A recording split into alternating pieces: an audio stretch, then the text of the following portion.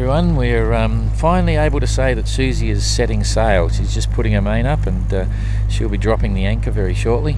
So it's been a bit of an epic. We were so happy to find a simple solution for the wind vane for the monitor, and it was basically a 20-minute fix.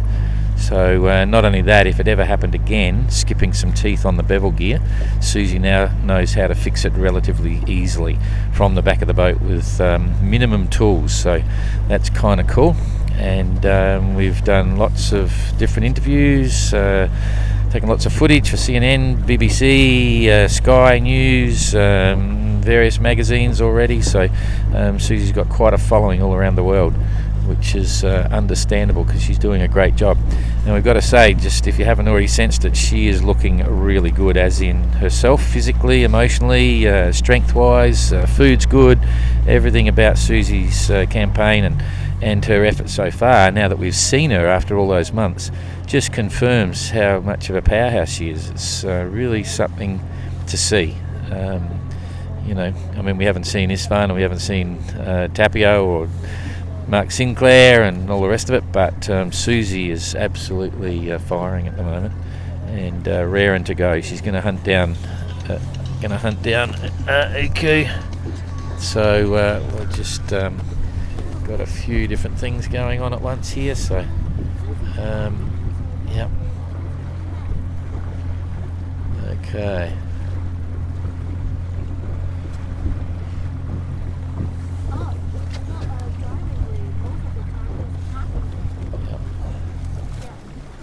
Okay, yep. We've got too many phones going off at the moment. Too many phones going off. Yep. Okay. Well, we're sailing over the anchor right now, so I'll just get this going. Come on, get off. We've got to get the we're steering and driving, and sorry, we're going around in circles here. Okay, do you want to take that, Jane? Oh, I can't see anything.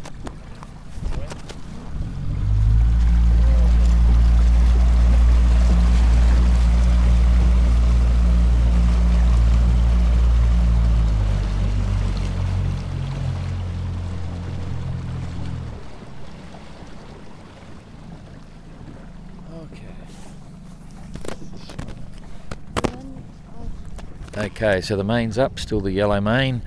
Susie thinks she's got about 50 litres of water left on board right now, and that should be enough to last until she gets another lot of rain. And it's not dissimilar to what happened to Robert Knox Johnson when he was going around. He was continually catching and using water, and she's not too worried about it. She's got a lot of confidence at the moment. You can see she's walking with a very positive step around the deck. We were saying previously how strong she looks. So just drop the anchor line, and the breeze is pretty good for getting out. She'll probably just motor around the first point and then pull her head sail out on port tack and head straight out. There is a big blow coming, a real big one, due in on about the 2nd of November in about 3 days. So we're all monitoring that, and the general game plan for Susie at the moment is to head east or northeast, somewhere in that quadrant, depending on what breeze she has on the outside. There's a possibility by doing that she may miss the worst of it, but it's hard to say because it's still evolving and developing, so we'll just have to see.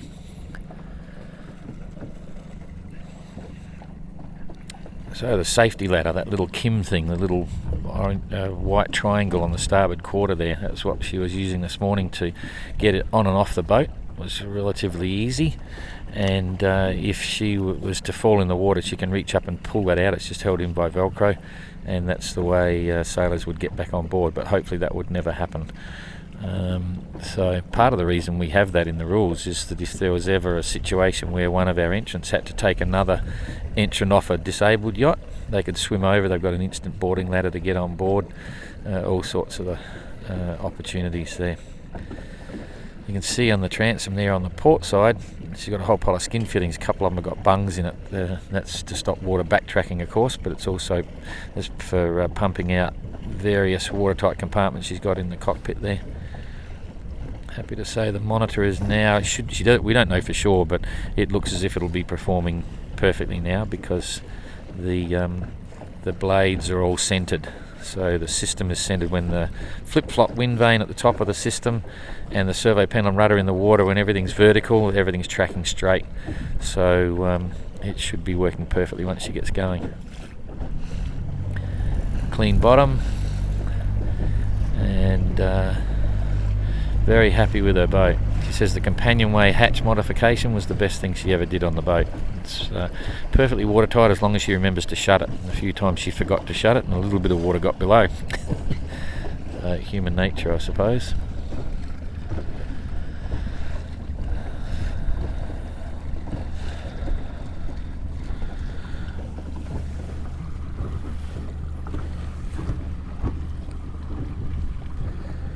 So it'll be a slow start, but once she gets the head sail out, I think you'll see everything start to pick up a little bit. Rustler 36, the engine's going. She sailed virtually all the way up here last night, so managed to use very little fuel to get in. Remember when Jean-Luc came in, he had used quite a lot of fuel. He'd motored for about 6 or 7 hours to get up here. So Susie's got some money in the bank for when it goes calm later on. Interestingly, she said back in her horrific time in the South Atlantic, when she got caught in that big hole with no wind, she thought she should have or could have motored out of it, but didn't because she wanted to save her fuel. It was too early in the race. So but now we hope that when Tapio turns up, he has something similar. The breeze was phenomenal, just following her all the way up Bruny Island into here, but Tapio's got no motor, so he's going to have to sail in here, which is going to be quite demanding. A few people are saying, oh, can't we give him a dispensation or whatever, and the bottom line is no, we can't. We don't believe it's unsafe at the moment to come in here, but Tapio will have to make his own decisions. It's part of the challenge of the race, I suppose, and Tapio's a very good sailor. He's quite a nimble sailor, and the boat sails really well. He's got issues with some components on the boat, but not in the sailing sense, so he should be able to safely sail up here. It's just how long it's going to take him. And he's not looking forward to it, which is natural, but you never know. He might be lucky with the weather.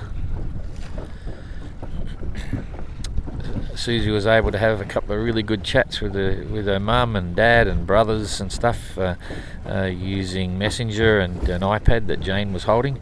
That's all legal under the race rules, so she was happy about that. She decided she didn't want to see her parents come here. She told them not to come. It was going to be too distracting, but enjoyed the chance to catch up with family there. And of course all the DHL people were here as well. They've now moved on, although we've got them helping with some filming later with the drone and stuff, so we'll get to see those shots. Susie's given us her film and a whole bag of letters. A whole bag of letters there that are going to go to her family and friends and so on. Must be about 15 letters there, I think. So we'll just do a buzz by around the boat now. So an interesting point, she's saying when she's using the Watton C water generator, the water generator there, she's got a hand steer because it gets in the way of the monitor wind vane. So so there's always little compromises everywhere, but certainly it's very useful. It's been very relevant for giving her plenty of power. Starting to pull the head sail out. She also said on a couple of questions that she would have had a few different size genoas if she was doing the whole thing again. Not sure what her sail wardrobe is, but you can see there she's got one furling roller reefing head sail, which is good, and then the stay sails are on hanks. Keep it pretty simple.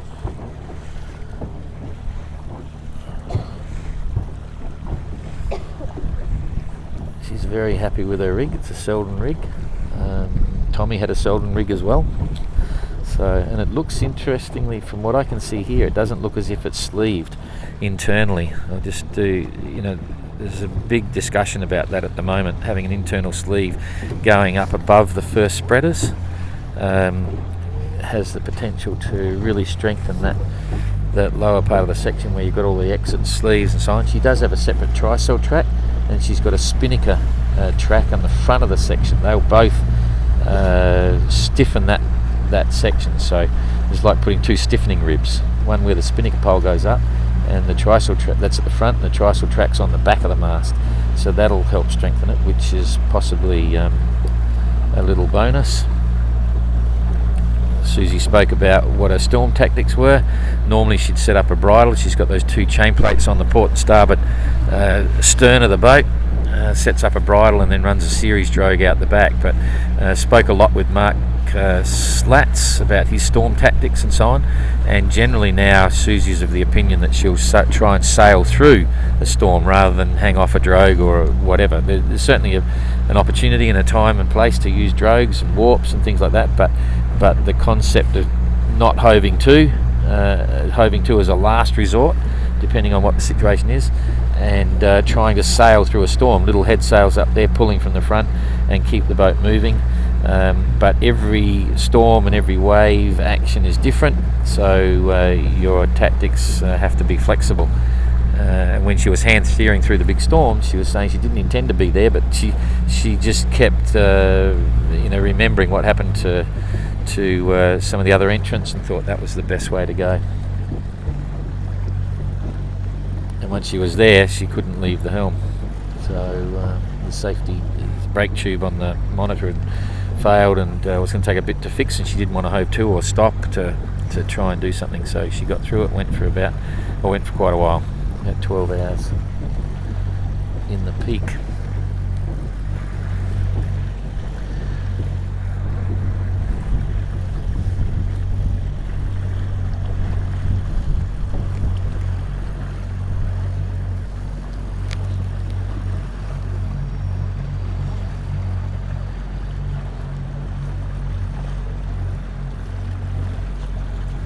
Hurry up!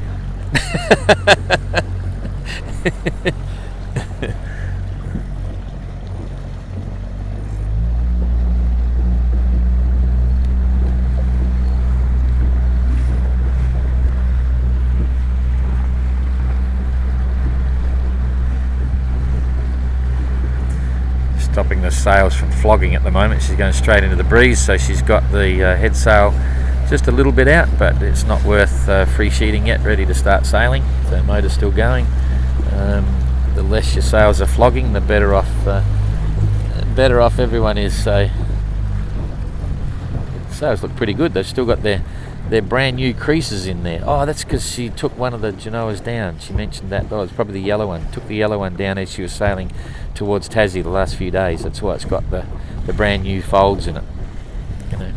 So that's the original mainsail. She has a spare mainsail on board, a white one, the original one, and there was some discussion about changing it over. DHL said, yeah, change it over if you want, because the other one's white, doesn't look as impressive as the big yellow one, but so far she's happy to keep running with it, so that's good. All the battens are intact, the batten cars are still working, boat looks good. Boat looks good.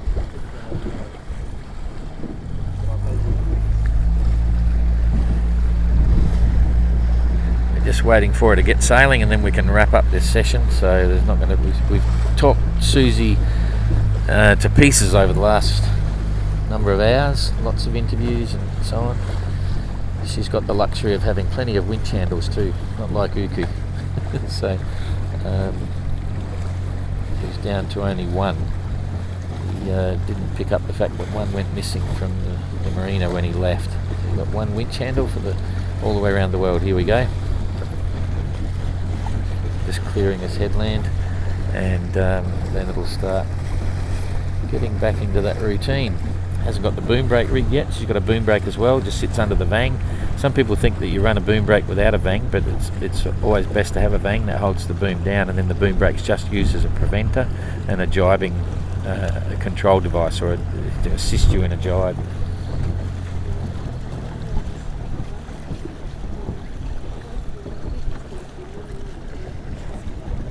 Got 3 reefs in the mainsail, by the way, a really deep reef right up the top, and lines are permanently rigged. So interestingly, with that main, it's not it could have actually been quite a lot bigger. I just realised there's a lot more area there on the foot could have come out probably another 30 centimetres, and even the hoist could have gone up another 30 centimetres. That's interesting. You notice that, Jesse? There's a small mainsail. No, the mainsail is small. Could have been bigger, hoist and foot. Yeah, interesting. So that's all part of the course.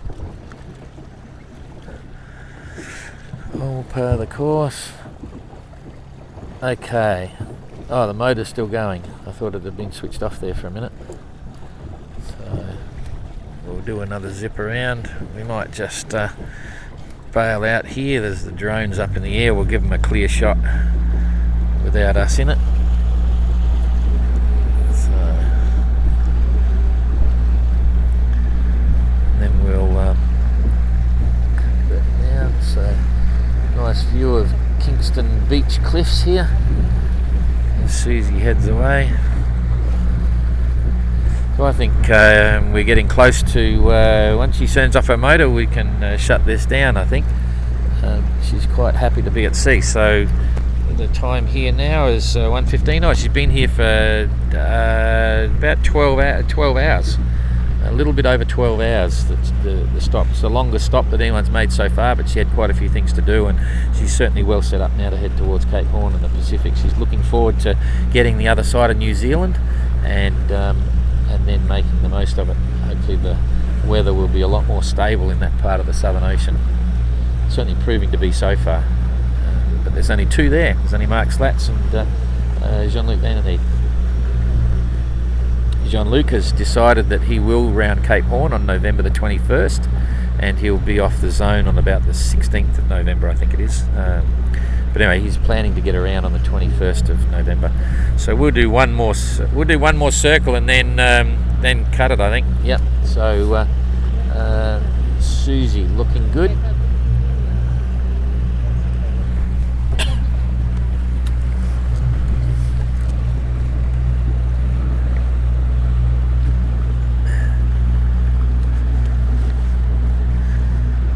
See you later, Susie. Bye-bye. Have fun. Sail safe. So DHL Starlight taking off in the sun. Oh, engine's still going. We just about have to wait until she turns off the engine. Oh, she's furling the sail up now, so it looks like it's going to be a slow start out. Anyway, that'll be it. So next one will be Tapio and Istvan. Istvan's due in maybe on the weekend, maybe Saturday. So keep an eye out for that. And we'll look forward to following Susie's progress across the Tasman to try and avoid this storm, and also to see what happens with Uku as well. So thanks a lot, and we'll see you next time.